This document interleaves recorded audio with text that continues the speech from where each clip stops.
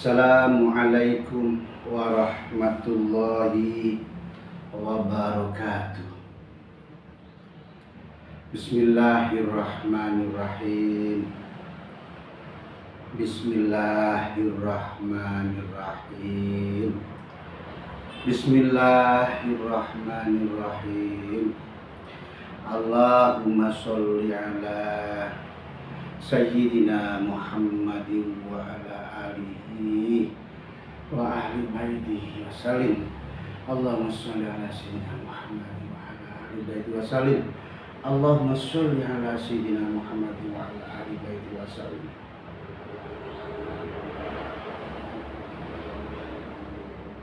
Melanjutkan ngaji yang kemarin, yakni sekarang sampai di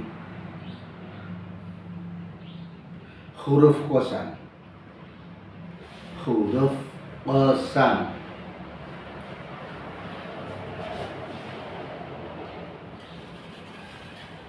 Apa itu qasam? Lafal wa huruful qasam, al-qasam lan kaping 10 pira-pira huruf qasam. Huruf qasam wa huruful qasam. Lafal al-qasami itu bi fathil qaf. Fathah, qafnya di fathah. Wa fathis sin, dan sinnya juga di fathah. Jadi sa. Nah, kalau masalah domah ini adalah harokat i'rab, tergantung dia rufa atau nasab atau jer. Walhasil bahwasanya lafal al-qasam yang qafnya di fathah, sinnya di fathah, wa huwa al-hilfu. Hilfu boleh dibaca halfu, bisa dibaca hilfu. Artinya adalah sumpah. Jadi al-qasamu di fathah qafnya, di fathah sinnya, itu artinya adalah al-hilfu atau al-halfu, yaitu sumpah. Jadi wa huruful qasami lan kaping 10 pira-pira huruf qasam, ya. Jadi huruf untuk bersumpah. Huruful qasami adalah huruf untuk bersumpah. Kalau dilihat ada maknanya begini. Yo, setengah saking jenenge huruf jer. Wa huruful qasami lan kaping 10 pira-pira huruf qasam, yo setengah saking jeneng huruf jer. Makanya wa huruful qasami, wawunya itu wawu atof, hurufu jadi maktuf, yang maktuf alaihnya adalah min. Wa hurufil khafdi wa hiya min wa ila wa an wa ala, kaping 9 huruf jer lam. Wa huruful apa? Wa huruful qasami lan kaping 10. Maka huruf qasam itu dihitung nomor 10. Kenapa? Karena huruf qasam juga termasuk sebagian daripada huruf jer.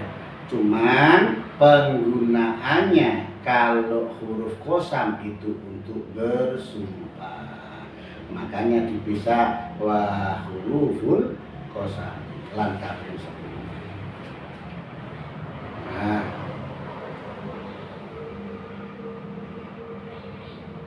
Jadi al-qasam itu adalah al-hilfu, untuk sumpah. Orang Arab itu kalau dia mau bersumpah,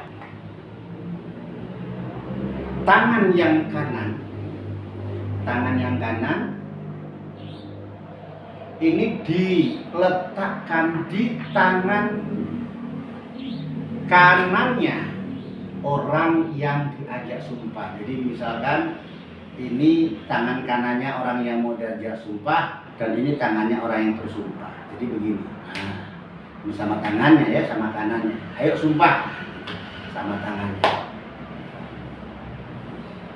Maka karena tangan kanan ditaruh di atasnya tangan kanan yang lain, orang yang diajak sumpah, maka al-qasam yusama yaminan, yusama al-khilfu, yusama al-qasamu yaminan.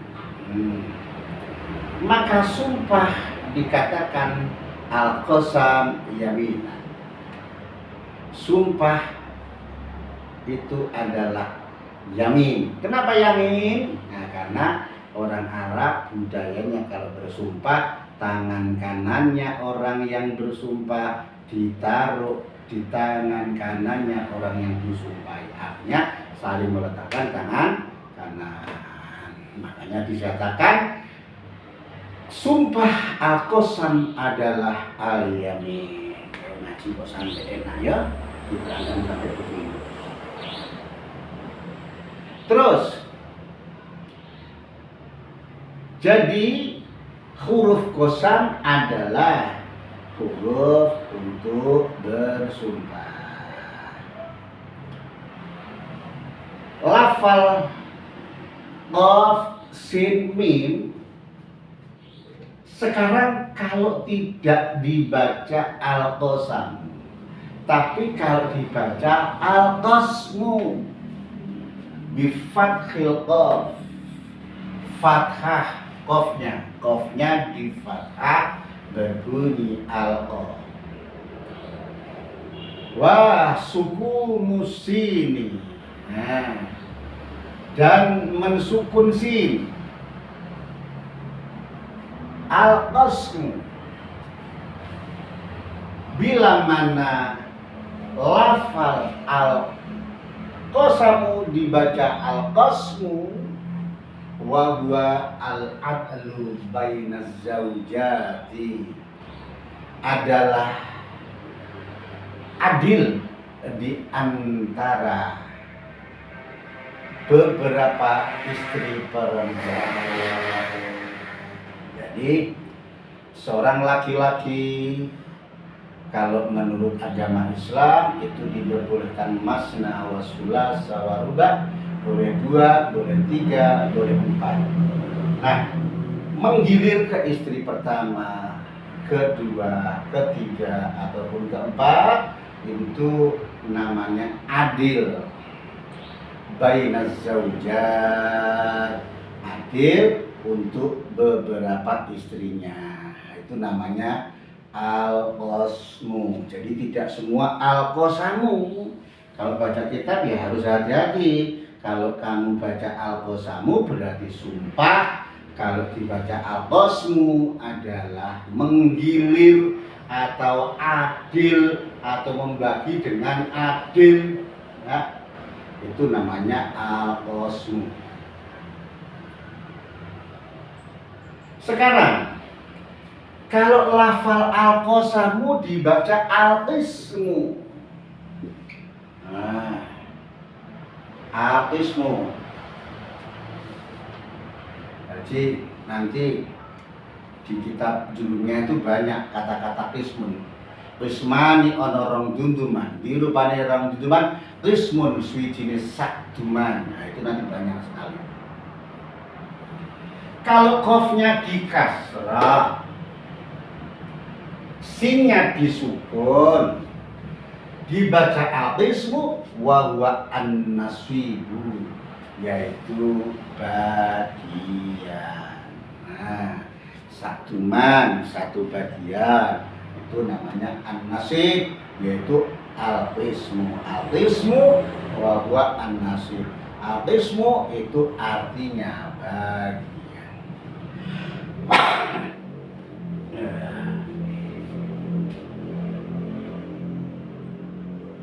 Wahya rupane huruf qasam iku al-wawu swijine huruf qasam wawu wal ulan kaping pidune huruf qasam ba wa ulan kaping telune huruf qasam ta.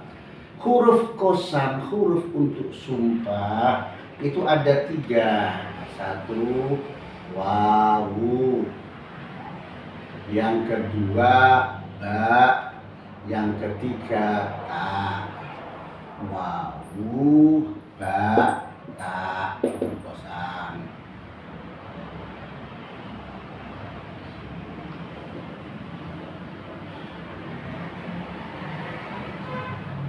Nah, 3 ini dibagi menjadi 2, yakni huruf qasam 3 itu dibagi 2, yakni 1 disebut mushtarak, yang kedua dinamakan mukhtas.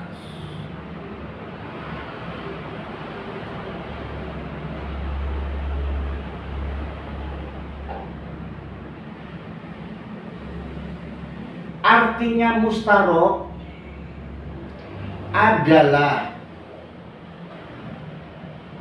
huruf qasam ini bisa masuk atau bertempat pada isim dhahir. 1. Yang dinamakan mustarak adalah huruf qasam bisa bertempat, bisa masuk kepada isim dhahir. Dan yang kedua, bisa masuk kepada isim dhamir, maka disebut mustarak, tidak spesial, tidak khusus kepada isim dhahir aja atau isim dhamir aja, melainkan bisa dua-duanya, bisa masuk kepada isim dhahir dan bisa masuk kepada isim dhamir. Sampai sengaja saya pelankan kata-kata saya biar sampai paham. Yang mustarak, yang bersekutu itu adalah huruf jar ta. 1. Yang mustarak adalah ta, ini mustarak.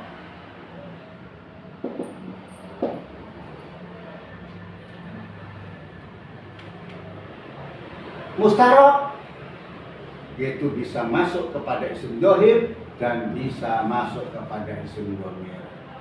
Yaitu apa? Ba. Contohnya, ba masuk kepada isim dhahir adalah billahi. Billahi. Lafaz Allah ini adalah isim dhahir. Madalla ala musamma mutlaqan, besok akan dikenalkan semua kelamaan. Lafaz Allah ini isim dhahir bisa dimasuki huruf jar ba billahi. Dan ba ini tidak hanya masuk kepada isim dhahir saja, tapi bisa masuk kepada isim dhamir. Bi masuk pada isim dhamir berbunyi bihi, billahi, demi Allah. Ya, maka ba ini apa ya? Bisa masuk kepada isim dhahir, bisa masuk kepada isim dhamir, namanya selingkuh, namanya mustarak. Bisa ke kanan, bisa ke kiri, fleksibel. Sedangkan huruf qasam tadi ada 3, wawu, ba, ta. Nah, yang ba ini mustarak Berarti yang kedua adalah muhtas. Yang muhtas adalah tertentu. Tertentu kemana? Yakni tertentu masuk kepada isim dhohir. Apa? Yaitu selain ba berarti wawu dan ta. Wawu dan ta. Yang mustarok, yang muhtas adalah wawu dan ta. Ini huruf kosam, ini huruf kosam. Wawu huruf kosam, tak huruf kosam. Wawu khusus masuk kepada isim dhohir.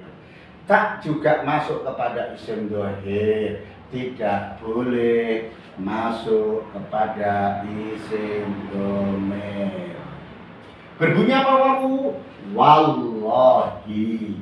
Lafal Allah ini isim dhohir. Nah, ini wawu masuk kepada isim dhohir. Wawunya wawu kosam. Demi Allah. Khusus dia, wawu khusus isim dhohir. Tidak boleh isim dhamir. Begitu pula ta masuk kepada isim dhohir untuk bersumpah atas nama Allah, maka dikatakan apa? Muhtas kepada isim dhohir Allahi. Jadi wawu dan ta ini khusus untuk isim dhohir. Tidak boleh masuk kepada isim dhamir. Jadi misalkan wawu ini dimasuk kepada isim dhamir, isim dhamir berbunyi wahu, nggak boleh.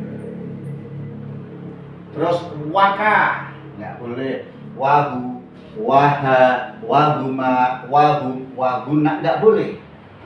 Waka, waki, wakuma, wakum, wakuna, nggak boleh. Ya, ini wawu ini tidak boleh. Karena wawu khusus masuk kepada isim dhohir.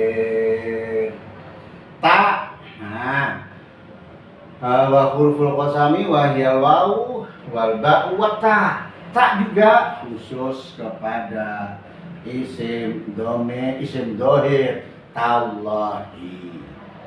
Tidak boleh masuk kepada isim dhamir berbunyi tahu, taha, tahuma, tahum, tahunna, enggak boleh.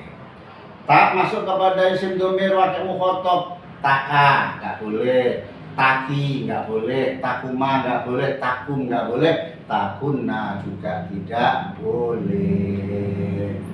Nah, selesai. Terus selanjutnya. Dulu sudah dalam sampai ini ya.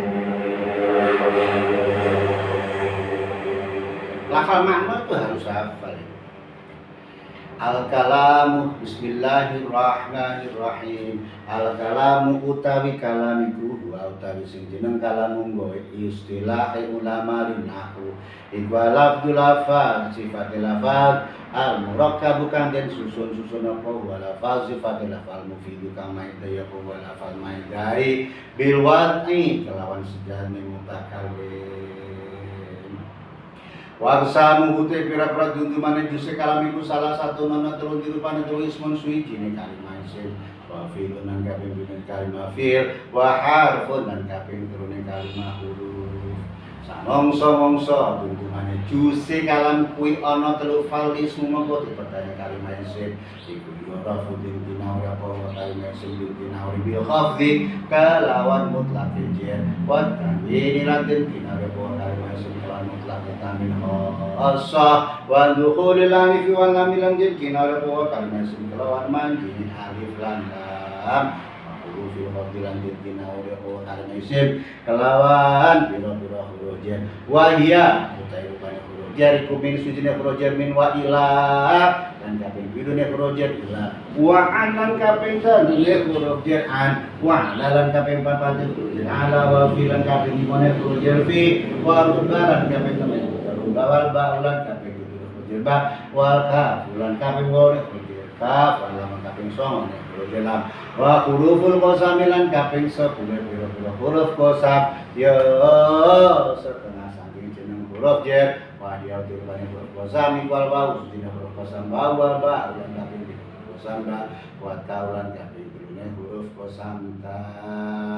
Alhamdulillahirabbil alamin. Lafal maknanya sudah, keterangannya sudah, mudah-mudahan bermanfaat. Dan dilanjutkan wal fi'lu utawi pertelane kalimah fi'il. Wal fi'lu utawi pertelane kalimah fi'il iku yu'rafu den kinawuri apa dua kalimah fikir den kinawuri biqot kelawan pantes kepanjingan qad harfiyah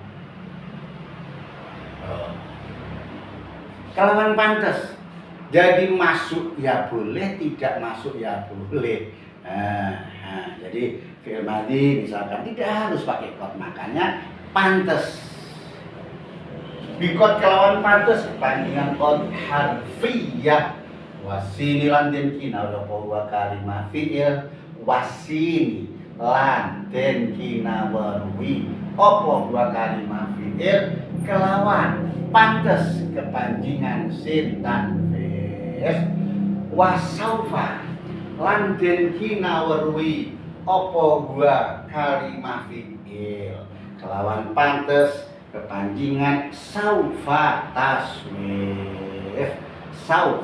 taswif wa ta'tanisi lan den kinawurwi apa wa kalimah fi'il kelawan pantes kepanjingan ta'tanis sifat ta'tanis asakinati kanati apa dia ta'tanis ing dalem asale.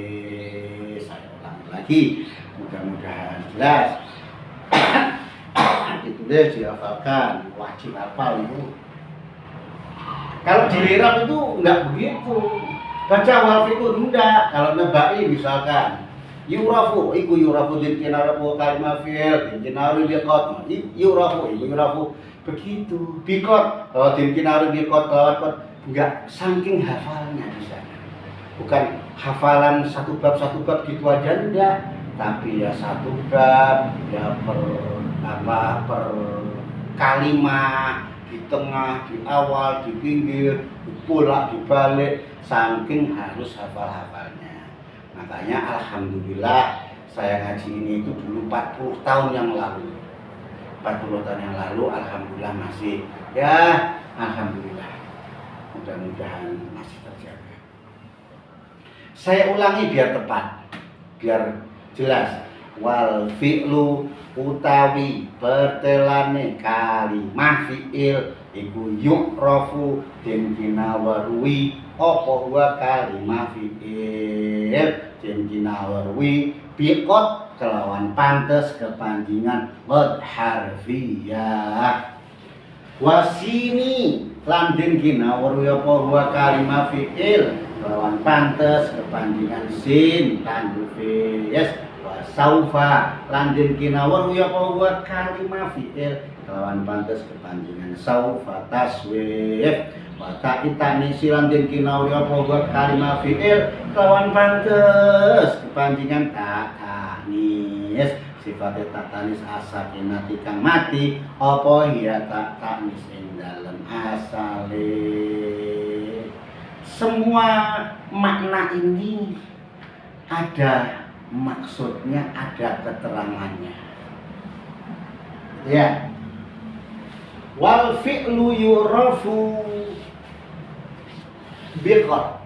Kalimah fi'il itu dapat diketahui atau kalimah fi'il itu tanda-tandanya adalah satu biqat kelawan pantes kepanjingan qad harfiyah.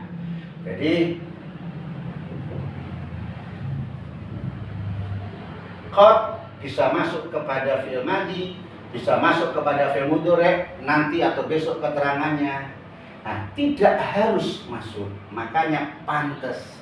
Nah, ada yang bisa masuk, ada masuk, kadang tidak, makanya lirab kalau kasih makna kelawan pantas kepanjangan qad harfiyah.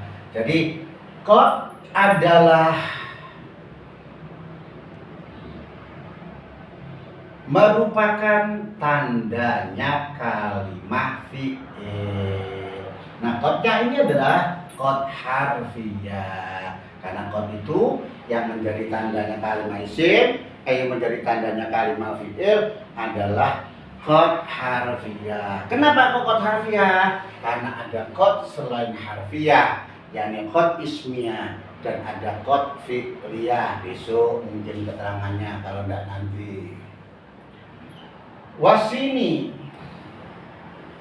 kalimat fi'il dapat diketahui atau tanda-tandanya kalimat fi'il yang kedua adalah sin. Nah, sin juga tidak semua sin, tapi sin yang menjadi tanda-tandanya kalimat fi'il adalah sin tanfis. Nah, nanti keterangannya dijelaskan semua sampai detail. Wasaufa, dan tanda-tandanya kalimat fi'il yang ketiga adalah saufa. Nah, saufa yaitu saufa taswif. Yang keempat, nah, nanti besok keterangannya. Saufa bisa dibaca saifa, bisa dibaca si, bisa dibaca su. Besok tuliskan. Wata'id ta'nisis sakinati, dan yang keempat tanda-tandanya kalimat fi'il adalah ta'nis. Nah, kenapa kok ta'nis ada as-sakinati, yaitu ta'nis yang mati di dalam asalnya. Besok keterangannya, ya cukup waktunya. Jadi satu, tandanya kalimat fi'il adalah qad harfiyah, yang kedua sin tanfis, yang ketiga saufa taswif, yang keempat ta'nis yang mati di dalam asal. Empat itu, sin tanfis, saufa taswif, ta'nis, dan qad, ini dibagi menjadi dua. Ya, tandanya kalimat fi'il ada empat, qad harfiyah, sin tanfis, saufa taswif, ta'nis. Ini dibagi dua. Satu mukhtas dan yang kedua mustarok. Satu mukhtas, yang kedua mustarok. Artinya mukhtas yaitu khusus, hanya bertempat, hanya masuk kepada fi'il mudhari'. Artinya mukhtas adalah khusus, hanya bisa masuk kepada fi'il madhi, tidak bisa kepada dua-duanya, madhi dan mudhari', itu tidak bisa. Ya, yakni apa? Sin. Sin ini, sin tanfis itu hanya bisa bertempat di fi'il mudhari'. Jadi tidak ada sin tanfis yang bisa masuk, yang masuk kepada fi'il madhi. Saufa taswif ini mukhtas, ditertentukan. Mukhtasun ditertentukan, artinya ditertentukan adalah dia khusus masuk kepada fi'il mudhari'. Artinya mukhtas berarti tidak bisa masuk kepada fi'il madhi. Yang ketiga, ta'nis. Ta'nis ini mukhtas, dikhususkan hanya kepada fi'il madhi.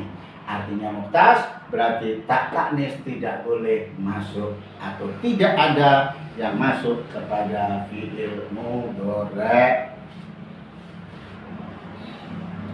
Ini yang mukhtas. Yang kedua, tanda-tandanya kalimat fi'il yang 4 tadi. Yang kedua adalah dibagi dua, satu mukhtas, yang kedua mustarok. Mustarok itu bersekutu, berselingkuh, bercabang, tidak hanya satu, yaitu qad. Qad itu bisa, qad harfiah ini bisa masuk kepada fi'il madhi dan bisa masuk kepada fi'il mudhari. Ya, ini aja dihafalkan, ditulis. Nah, besok ini diterangkan sintaksis itu apa, salfa tasrif itu apa, ya. Sama-sama menunjukkan zaman istiqbal, ya. Sama-sama menunjukkan mana istiqbal, tapi istiqbalnya qorib dan ada istiqbalnya ba'id. Ada yang tema itu taksir sama tahlil bisu. Ini aja penting. Yang penting dihafalkan dulu. Wal fi'lu yurafu biqad wasini wasaufa wa ta'i ta'nisi sakinati. Tanda-tandanya kalimat isim wajib hafal. Satu adalah qad harfiah, dua sin tanfis, tiga saufa tasfif, empat ta'nis yang mati di dalam asalnya. Nah, terus empat ini dibagi menjadi dua, mukhtas dan yang kedua mustarok. Artinya mukhtas khusus bertempat di fi'il madhi dan khusus bertempat di fi'il mudhari. Itu ada tiga, yakni sin tanfis hanya kepada fi'il madhi, fi'il mudhari tidak boleh masuk kepada fi'il madhi. Saufa taswif hanya masuk kepada fi'il mudhari, tidak boleh fi'il madhi. Ta'tanis hanya masuk kepada fi'il madhi, tidak boleh masuk kepada fi'il mudhari. Adapun qad ini mustarok, bersekutu, artinya bersekutu. Mustarok selingkuh, yaitu bisa kepada fi'il madhi dan bisa kepada fi'il mudhari. Perinciannya besok. Ini dihafalkan terus. Bismillah, mudah-mudahan ngaji ini bisa manfaat ila akhir zaman, pelan-pelan. Niatnya tidak ngaji ke saya, niat ngaji ke Mbah Yaitu Muji. Saya hanya menyampaikan saja, barokahnya karena saya jadi santrinya, dia punya kewajiban untuk melanjutkan menyampaikan saja. Akhirul qauli, assalamualaikum warahmatullahi wabarakatuh.